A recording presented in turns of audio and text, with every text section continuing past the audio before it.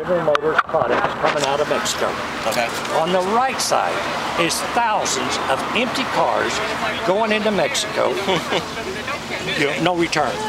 Now, they pay them 55 cents an hour. That's the start, and it's not going to go up much. They've guaranteed them no unions, and I'm not really either way on a union. I've never belonged to a union, but if I had to, I would.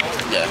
But how can the people in Mexico afford to buy a car, a General Motors car, at making 55 cents an hour? No way. They took the jobs out of here. Now the people here can't afford to buy a Chevrolet, and the General Motors asked for a bailout of our tax dollars. Right. How was that? I mean, who would have done that? Why did our, the people in power do that? Because they're in the pockets of the corporations. They are in the pockets, yes. And that's the thing is, like, you can't even if you wanted to be a politician with like honest means, there's no way to not buy into the system. You have to buy into the system, and then eventually you're part of the system, and then you become like corrupt, right? That's what changes with me. That's why I'm running for city council. I don't want no gas laws. I have no skin in the game. I worked for Baylor Hospitals for years. A company called Medco Bill Works, owned by Baylor. Right. And I made it to the second round, but through the president of Medco, through his actions, I ended up getting laid off. But they had illegals that had seniority that got to keep their jobs. Right. Now, these illegals are coming in and they're bringing wages down, but the prices of the products are not going down to match. Right. And Americans are losing their jobs. Unemployment, the amount we've spent, and I'm on unemployment right this minute. I would much rather be working. Right. But how many billions of dollars have been paid out in unemployment in two presidents? I've got this on. It was sent to me.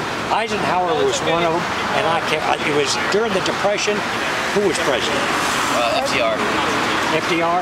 Okay. Right. He had 4 terms. He kicked all of the illegals out of the country because Americans needed those jobs. Eisenhower kicked them all out because of the soldiers coming back to create jobs for them. Why is it somebody doing that now? Because we've got millions of Americans unemployed, bleeding our country dry. I think the reason is that it's a scapegoat. I think the immigration issue is a scapegoat. Because the reality is that there are enough jobs out there for everyone. There isn't a limited amount of jobs. The reality is there's a lot of also outsourced jobs that have gone out into the world. I personally don't believe in borders. I believe in internationalism. I believe that there shouldn't be like specific. You believe in one world government then? No, I don't. That's different. Because it's not. No, it's not. I believe in a stateless and classless society. That's what the euro is about? No, I know.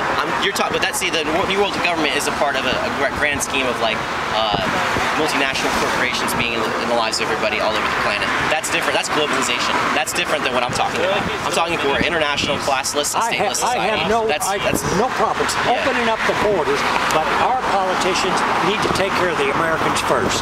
Well, I believe we should take care of human beings first. I don't think there should be well, you have when it comes to people's livelihoods, we're human beings. We all have skin and bone. We have flesh. We have the same skeleton, skeletal frames. We have worked and fought to put this here. Now, I know. Well, no. I mean, it depends on who you're talking to, because immigrants definitely worked and industrialized this country. European immigrants, a lot of the Chinese immigrants were ones that built the railroads. You have also a lot of immigrants from Latin America who came and built a lot of industries here in the South for hundreds of years. Then obviously the big one, 400 years of slavery. Yeah, like chattel slavery. So we can't talk about. Maybe yes, Americans here have built this country, but what Americans means is all those people combined.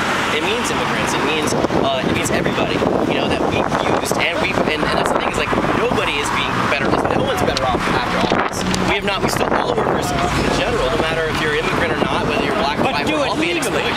Do it legally. But the saying we're all still being exploited. I mean, regardless of your class as a citizen, whether you have a citizenship or not, or whether you're a woman or a man, or you're black or white or whatever, we're all being exploited to an extent by corporations. And the immigrant problem is a scapegoat. It's a schism. It's to be able to create a wedge between workers and workers. But the reality is we're all workers, and we should unite together under that and not worry about who's has legalization.